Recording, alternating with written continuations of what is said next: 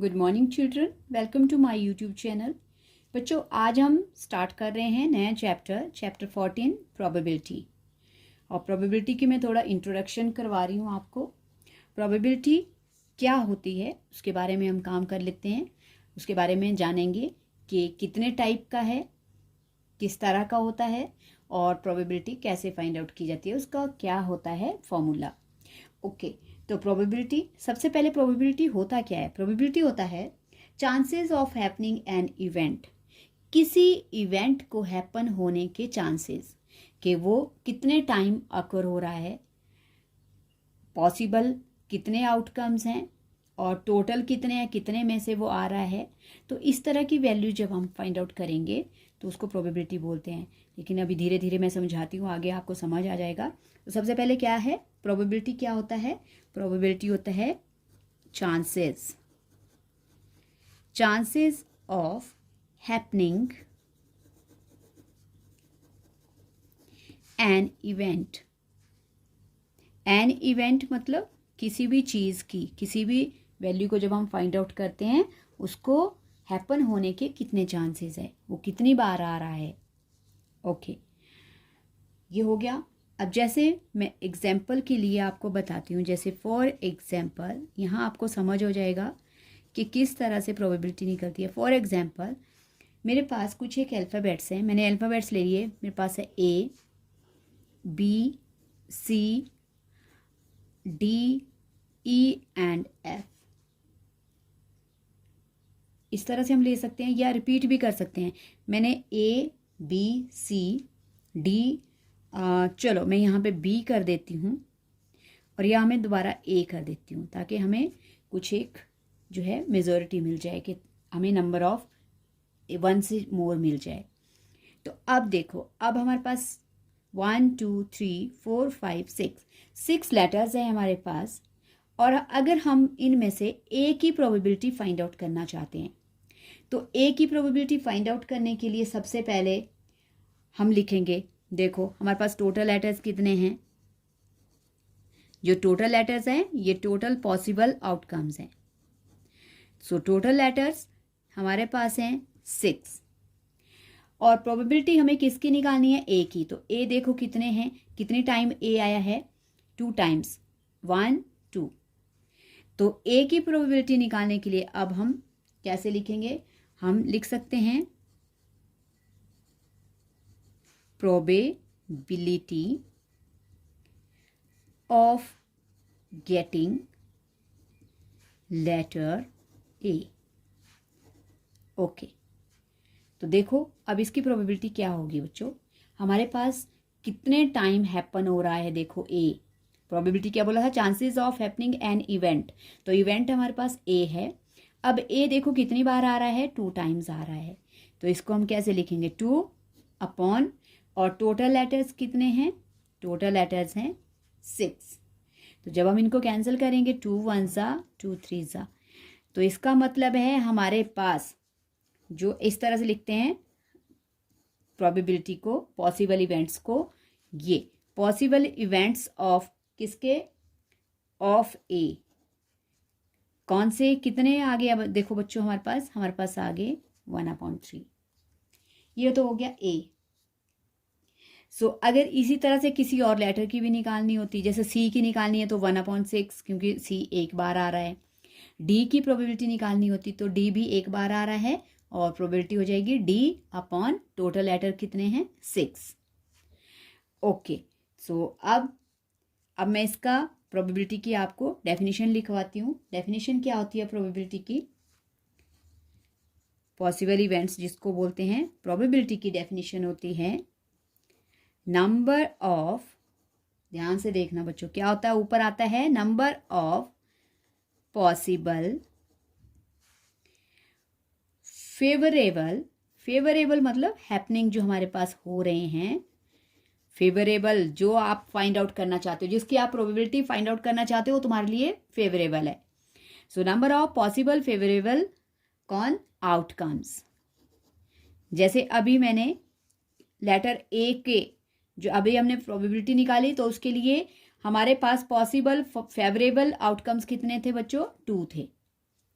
और अपॉन में फिर क्या आता है, ऊपर आता है number of possible favourable outcomes, और अपॉन में क्या आता है, टोटल, कितनों में से ये हैपन हो रहा है, टोटल वैल्यू क्या है वो लिखनी है अपॉन में, total number of possible only outcomes, है ना, पॉसिबल आउटकम्स, फेवरेबल नहीं लेंगे, फेवरेबल हमारे कौन से होंगे जो हमें फाइंड आउट करने हैं, और टोटल जिनमें से फाइंड आउट करने हैं। तो जैसे हमारे पास 6 लेटर्स थे, 6 letter total number of possible outcomes हैं, और जिसकी हमें प्रोबेबिलिटी निकालनी थी एक ही, वो हमारे पास फेवरेबल आउटकम है। ओके, आई होप इतना सा पता लग गया। अब आगे, अब आते हैं हमारे पास टाइप्स। प्रोबेबिलिटी के टाइप्स होते हैं, किस तरह से प्रोबेबिलिटी निकलती है और इसके टाइप्स क्या क्या हैं। सो टाइप्स में आप लिख सकते हो टाइप्स ऑफ प्रोबेबिलिटीज।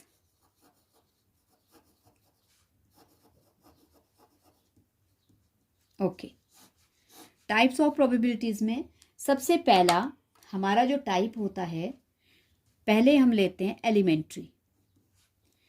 एलिमेंट्री जो हमारे इवेंट्स होते हैं, अब ध्यान से देखना बच्चों, एलिमेंट्री इवेंट्स क्या हैं हमारे पास, ये इवेंट्स भी हैं, प्रोबेबिलिटीज भी हैं। तो ये क्या होंगे, इनकी डेफिनेशन होती है ऐसा इवेंट जिसमें सिर्फ क्या होता है, एक ही आउटकम आता है। जो सपोज करो आपके पास वैल्यूज में, टोटल वैल्यूज में जो भी नंबर्स हैं आपके पास या डिजिट्स हैं, कुछ भी है, वो आपके पास सपोज करो 10 है, और उसमें से जिसकी आपने प्रोबेबिलिटी निकालनी है वो 1 है। तो इसका मतलब हुआ कि इसको हम बोलेंगे एलिमेंट्री इवेंट। तो इसकी definition, an event having only one outcome, ऐसा इवेंट जिसमें सिर्फ एक ही आउटकम हो। आउटकम ऑफ एक्सपेरिमेंट इज, क्या बोलेंगे इसको, एन एलिमेंट्री इवेंट। जैसे फॉर एग्जाम्पल मैंने डिजिट्स ले लिए 1, 3 एंड 4। अब देखो बच्चों, इन सब में हमारे पास टोटल आउटकम्स कितने हैं, 3 हैं, और 3 में से हर नंबर जो है वो सिर्फ 1 टाइम आ रहा है। 1 भी 1 टाइम है, 3 भी 1 टाइम है, 4 भी 1 टाइम है। तो इसका मतलब क्या हुआ, अगर हम इनके आउटकम्स प्रोबेबिलिटीज निकालते हैं, सो अगर मैं पॉसिबल इवेंट्स ऑफ 1 लेती हूँ, तो पॉसिबल इवेंट्स ऑफ 1 के लिए क्या होगा, 1 कितनी बार है बच्चों, एक बार, टोटल कितने हैं, 3। तो इसका क्या आ गया, 1/3। तो इसका मतलब क्या हुआ, इसका जो आउटकम है वो कितना है, 1। तो एक्सपेरिमेंट में से 1 इसका आउटकम है, इसका मतलब ये कैसा है, इवेंट है। तो याद रखो, जब भी आपके पास प्रोबेबिलिटी इस तरह से आती है जिसमें न्यूमरेटर में 1 होता है, तो इसका मतलब वो एलिमेंट्री इवेंट्स है, एलिमेंट्री प्रोबेबिलिटीज में आता है। और दूसरा, अगर हमें P3 की निकालनी है तो वो भी क्या होगी, 1/3। और वैसे ही अगर हमें 4 की निकालनी है प्रोबेबिलिटी, तो वो भी क्या होगी बच्चों, 1/3। तो देखो ये सारी, इन सब में क्या है, पॉसिबल आउटकम, हमारे पास जो आउटकम आया है वो सिर्फ 1 है। तो इसका मतलब है कि ये हमारे पास ये जो 1 न्यूमरेटर वाली जो प्रोबेबिलिटीज होती हैं वो किस में आती है, एलिमेंट्री इवेंट में आती है। ओके, उसके बाद अब देखो एक और है एलिमेंट्री इवेंट, ध्यान देना, इसको मैं क्लियर कर रही हूं आगे। अब ये जो हमारे पास सारी जितनी भी प्रोबेबिलिटीज आई, इन सब प्रोबेबिलिटीज को जब हम क्या करते हैं, प्लस करेंगे, तो इन सब का सम जो है वो क्या होगा, 1 ही होगा। तो इसमें अब हम क्लियर हो जाता है यहाँ पे। सो क्या लिखेंगे, the sum of all probabilities, जितनी भी प्रोबेबिलिटीज हमारे पास आएंगी, उन सब का सम कितना होना चाहिए? 1। Probabilities of the sum of all probabilities किस of all elementary of all events लिख सकते हो। इवेंट्स इज 1, जैसे 1/3, 1/3, 1/3। देखो जब इनको प्लस करेंगे तो 1 + 1 + 1 प्लस करके 3 आ जाएगा, 3/3 1। तो इसका आंसर कितना आ गया? 1। तो इसका मतलब है कि जब हमारे पास जो प्रोबेबिलिटीज आ रही हैं जिसमें सिर्फ आउटकम एक ही है और फिर उन जितनी भी वो प्रोबेबिलिटीज हैं उन सबको प्लस करते हैं, उनका आंसर 1 आता है, तो ये सारे एलिमेंट्री इवेंट्स होते हैं। आई होप आपको पहला ये पार्ट क्लियर हो गया, एलिमेंट्री क्या होता है। और दूसरा आता है बच्चों कॉम्प्लीमेंट्री। अब कॉम्प्लीमेंट्री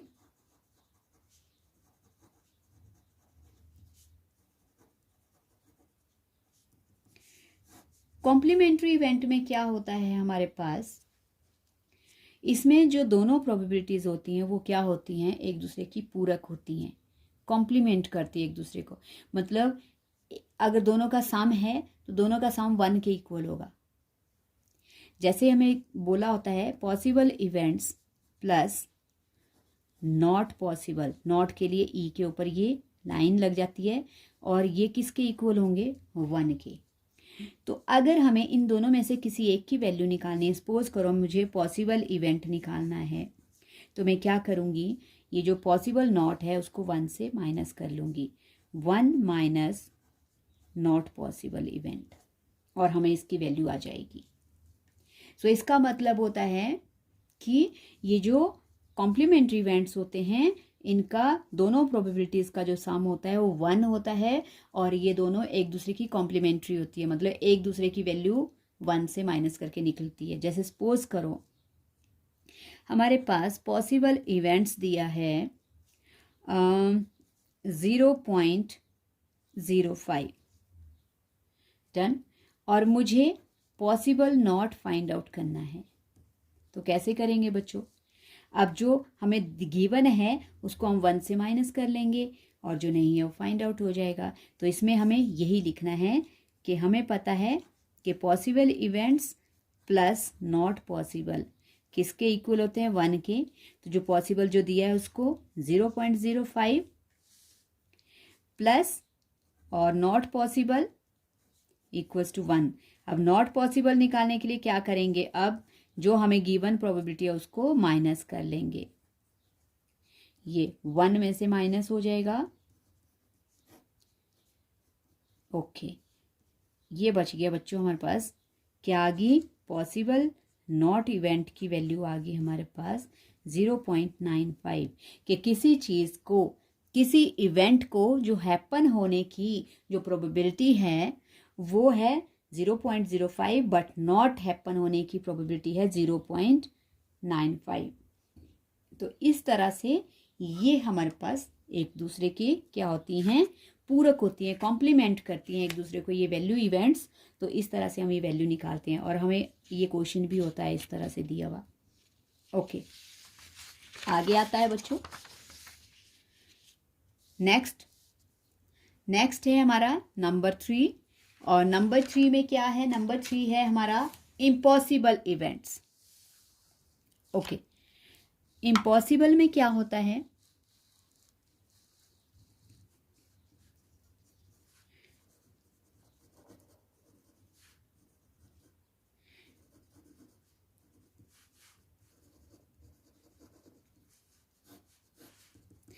इम्पॉसिबल इवेंट्स में जब हमारे पास किसी इवेंट को अकर होने की जो प्रोबेबिलिटी होती है वो 0 होती है, उसको हम बोलते हैं इम्पॉसिबल इवेंट। मतलब जो चीज़ हैपन नहीं होती है उसको हम ज़ीरो जिसकी प्रोबेबिलिटी आ गई वो हमारे पास इम्पॉसिबल है। तो इम्पॉसिबल इवेंट की डेफिनेशन क्या है? The probability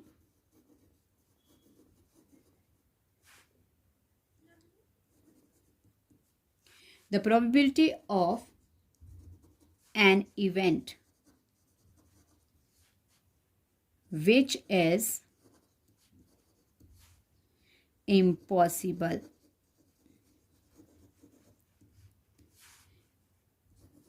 to occur and is zero। कि अगर इम्पॉसिबल है कोई इवेंट और उसकी प्रोबेबिलिटी ज़ीरो है, सो उसको हम बोलते हैं इम्पॉसिबल इवेंट। जैसे for example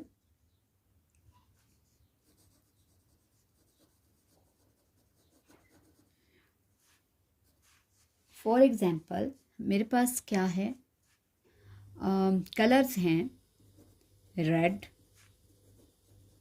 green, blue and purple. ये 4 कलर्स मेरे पास दिए हैं, बट हमें बोला है find the probability of pink. So probability of pink, अब बताओ आप, प्रोबेबिलिटी ऑफ पिंक, इसमें कहीं आपको पिंक कलर दिख रहा है? नहीं है ना। तो जब इसमें पिंक कलर नहीं है तो इसका मतलब क्या हुआ, इसका पॉसिबल इवेंट कितना हो गया, 0 और अपॉन 4। तो इसका मतलब क्या हुआ बच्चों, इसकी जो प्रोबेबिलिटी है, पिंक कलर की प्रोबेबिलिटी 0 है। सो अगर पिंक कलर की प्रोबेबिलिटी 0 है तो इसका मतलब ये इम्पॉसिबल इवेंट है। इम्पॉसिबल मतलब इसमें हैपन ही नहीं है, इसमें ये चीज़ है ही नहीं, पिंक कलर है ही नहीं। ओके, फिर आता है फोर्थ में आता है श्योर, जो पक्का, श्योर और सर्टन बोलते हैं इसको, श्योर और सर्टन इवेंट्स। ओके, इसमें क्या होता है, जो प्रोबेबिलिटी होती है किसी भी इवेंट को होने की वो 1 होती है, और इसको इस तरह से हम श्योर बोलते हैं। क्या आ जाएगा, the probability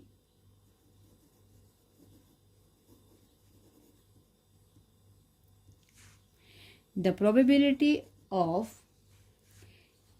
an event to occur is 1। So इसको हम क्या बोलेंगे, this is known as sure event. Okay, और इसमें क्या होता है बच्चों, इसमें जो हमारे पास वैल्यूज़ होती हैं वो किस तरह से होती हैं, वो इस तरह से होती हैं जैसे कि हमारा जो श्योर इवेंट है, जैसे इसकी वैल्यू श्योर इवेंट की क्या होगी, ये देखो, जो हमारा श्योर इवेंट है वो क्या होगा, या तो क्या होगा बच्चों, ध्यान से देखना, या तो प्रोबेबिलिटी है ये, जो हमारे पास प्रोबेबिलिटी आई है, उस जो प्रोबेबिलिटी है वो ये या तो क्या होगा, या तो वो 0 से बड़ी होगी, ग्रेटर देन 0, और या फिर इक्वल्स टू 0 होगी। इसका मतलब क्या है, इसका मतलब ये है कि जो प्रोबेबिलिटी है वो 0 से ग्रेटर है या फिर 0 के इक्वल है, और क्या होगा, लेस देन 1 और इक्वल्स टू 1। तो याद रखो, ये जो हमें श्योर इवेंट में जो प्रोबेबिलिटी मिलती है वो या तो 0 के इक्वल होती है या 0 से कैसी होती है, ग्रेटर होती है, और दूसरी तरफ या तो 1 के इक्वल होती है या फिर 1 से लेस होती है। ओके, सो जैसे हम एग्जाम्पल लेते हैं, जैसे फॉर एग्जाम्पल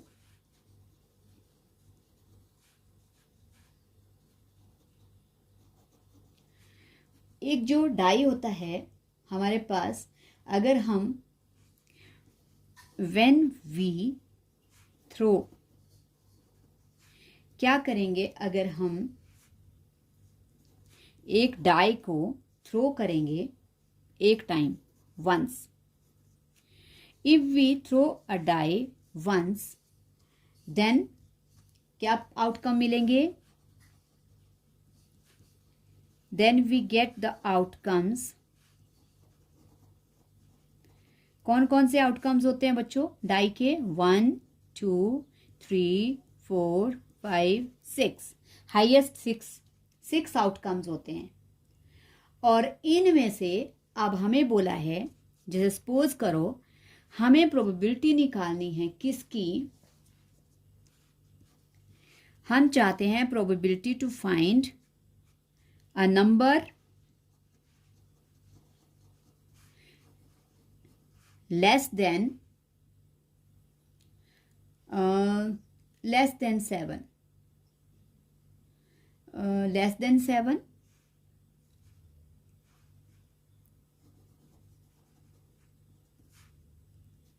ओके। तो 7 इसमें, वैसे तो हमारे पास नंबर इसमें 6 ही है, तो अगर हम इसमें प्रोबेबिलिटी क्या लेते हैं? Getting a number less than 7, less than 7 नहीं 7 का लेते हैं हम, गेटिंग अ नंबर 7। तो देखो बच्चों, अब 7 तो हमारे पास इसमें है ही नहीं नंबर, और टोटल आउटकम सिर्फ 6 हैं। तो अगर ये हमारे पास 7 नंबर हैपन ही नहीं हो रहा है, ये इवेंट आ ही नहीं रहा है, तो इसकी प्रोबेबिलिटी क्या हो जाएगी? 0 अपॉन टोटल कितने हैं? 6, मतलब 0। तो अगर ये 0 आ गई तो बच्चों याद होगा 0 प्रोबेबिलिटी क्या थी? इम्पॉसिबल। तो इसका मतलब है ये इम्पॉसिबल इवेंट है, मतलब 7 जो है वो इम्पॉसिबल इवेंट है, वो हमारी इस वैल्यू में, जो हमें गिवन वैल्यू है उनमें एग्जिस्ट नहीं कर रहा है, उनमें नहीं है वो, तो इसलिए ये इम्पॉसिबल है। और फिर अगर हम निकालना चाहते हैं प्रोबेबिलिटी ऑफ या possible events of a number, कितना number? A number getting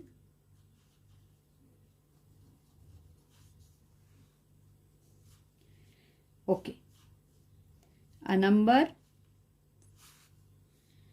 1 2 3 4 5 6, a number getting 6, probability of getting 6,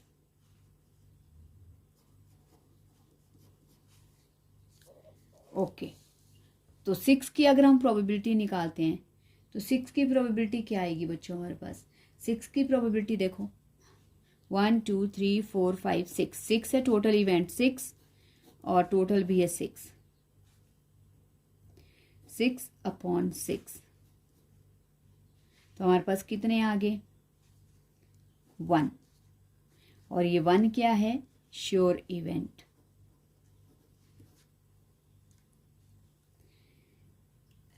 तो ये है नंबर्स गेटिंग, और काउंटिंग में हमें 6 चाहिए, लेकिन यहाँ पे 7 बोला है, तो 7 तो हमारे पास 7 नंबर्स नहीं हैं, तो जब 7 नंबर्स नहीं है तो हमारे पास इसमें 0 आ जाएगा। अगर हमारे पास 6 नंबर्स बोले होंगे तो नंबर 6 हमारे पास 6 हैं, 1 2 3 4 5 6 नंबर्स हैं, और टोटल भी 6 ही हैं, तो 6 अपॉन 6 इसकी प्रोबेबिलिटी आ गई 1, तो ये आ गया श्योर इवेंट। ओके, तो ये था बच्चों प्रोबेबिलिटी का इंट्रोडक्शन। आई होप आपको समझ आ गया होगा, और अगर समझ आ गया है सो इसको अच्छी तरह से समझ लेना, क्योंकि सारे ही क्वेश्चन जो है वो आपके प्रोबेबिलिटी के इन जो टाइप्स हैं और जो डेफिनेशन है इसके ऊपर ही डिपेंड करते हैं। So thank you so much for watching my videos. Please like, share and please subscribe my channel. Thank you so much.